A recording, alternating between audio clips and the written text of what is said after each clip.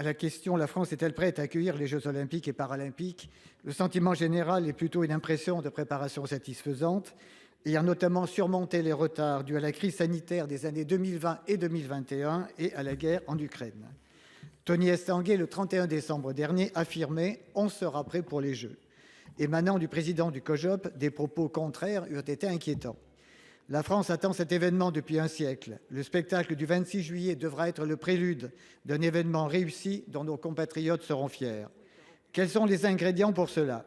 Une sécurité à toute épreuve, 60 médailles françaises, une exemplarité environnementale, des Jeux socialement irréprochables, un budget maîtrisé et transparent, des équipements fonctionnels, etc. Mais aussi des Jeux vraiment populaires, comme révélateur du succès de la compétition. D'où ma question, les conditions sont-elles remplies pour faire de ces Jeux un événement impliquant le maximum de nos concitoyens et de nos territoires? Mon interrogation porte également sur le sens que nous souhaitons donner à cette manifestation. Sommes-nous prêts à assumer toutes les conséquences des JOP, notamment au travers des vocations qu'ils feront naître au bénéfice des clubs? Comment relèverons-nous le défi des 3 millions de pratiquants supplémentaires revendiqués par le président de la République d'ici à 2027?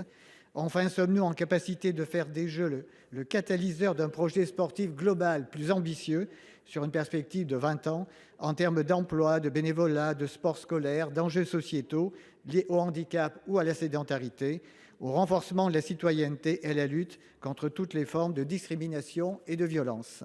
Dans moins de 4 mois, les Jeux olympiques et paralympiques vont attirer près de 15 millions de visiteurs dans notre pays.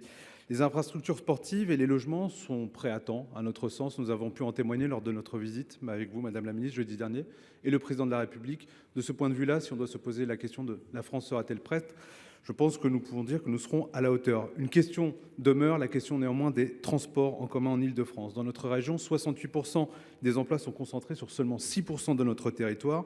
De nombreux actifs dépendent des transports en commun pour leurs déplacements. Et je pense exactement aussi aux habitants de Seine-Saint-Denis, souvent des travailleurs de première ligne qui prennent les transports pour de longs trajets.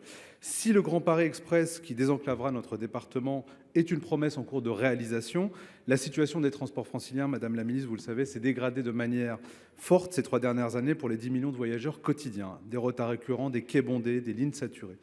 Fin 2023, 5 lignes de métro encore étaient sous le seuil des 90% de régularité, dont la ligne 13, qui sera amenée à vider et à remplir 3 fois par jour parfois le Stade de France lorsque des épreuves s'y dérouleront.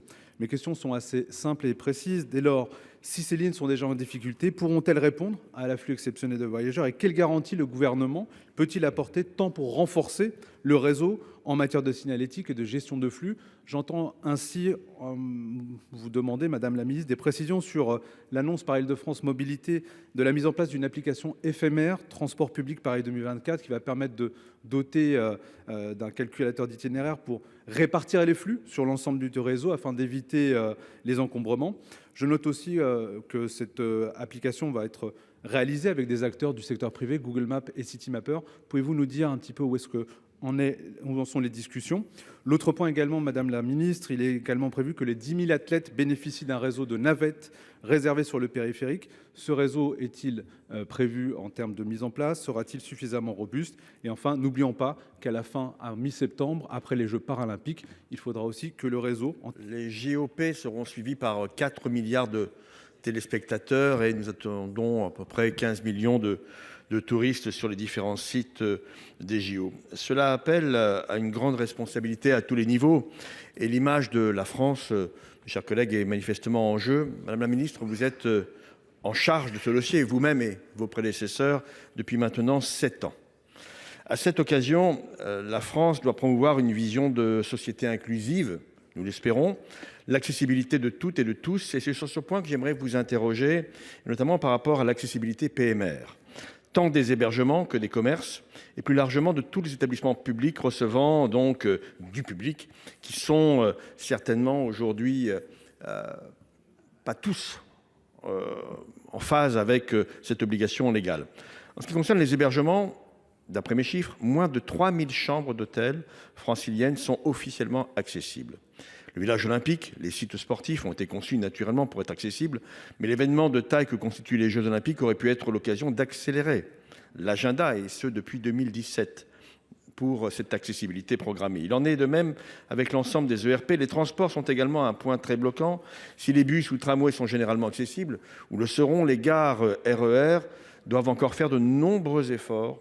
Et le métro, nous le savons bien, constitue le mode de transport le moins accessible à Paris. Il est important de contribuer à l'amélioration du réseau en accord avec nos valeurs.